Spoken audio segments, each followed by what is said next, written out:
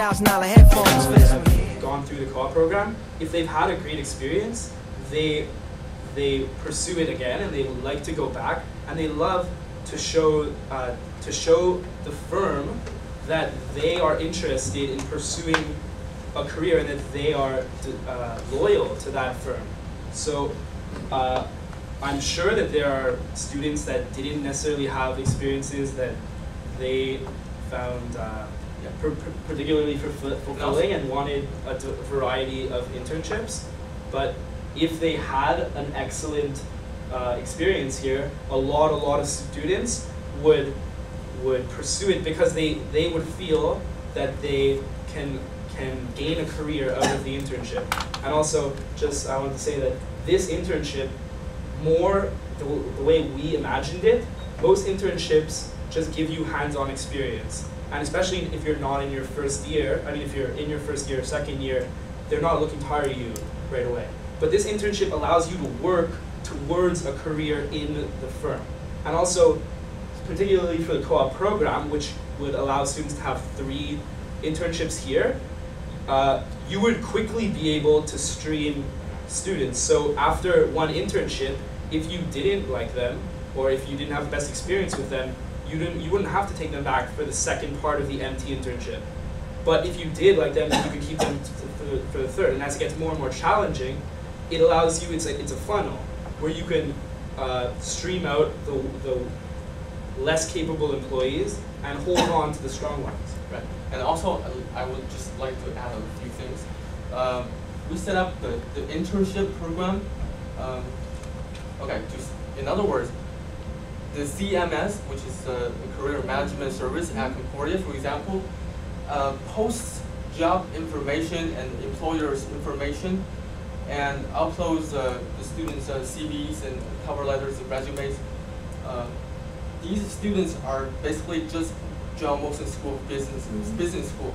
And we envision this is that the internship program is available for all students at Concordia, which is for arts and science, not just John Wilson, which is in that way we increase the base number of potential employees.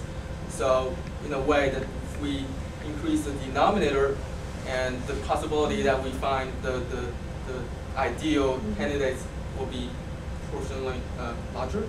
That's one. And also the co-op program is for John Wilson, for the business school students exclusively, I guess. And the co-op program will have work term and also a school term. These internships will be available to all students at Concordia. Right. And McGill and Université de Montréal. Because those universities don't supply, they don't have a program like co-op where they encourage kids to go get jobs. If they're looking for internships, then they would. But this would actually allow students that want to get internships get valuable hands-on training at Enterprise during the summer. And that it's really, the system is one that allows students to work towards a goal, which is completing the MT program that you already have. And the only difference is that it allows them to start the MT program as students.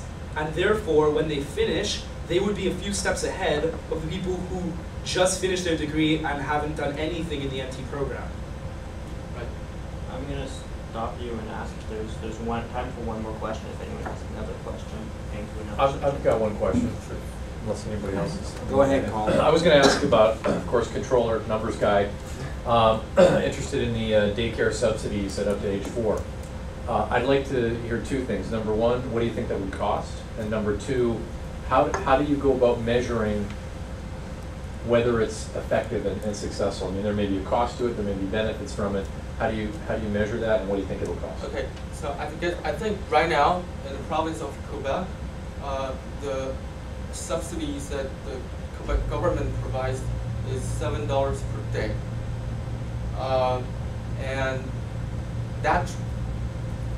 and I just would like to confirm that, give you the correct number, and that trend that's about to change.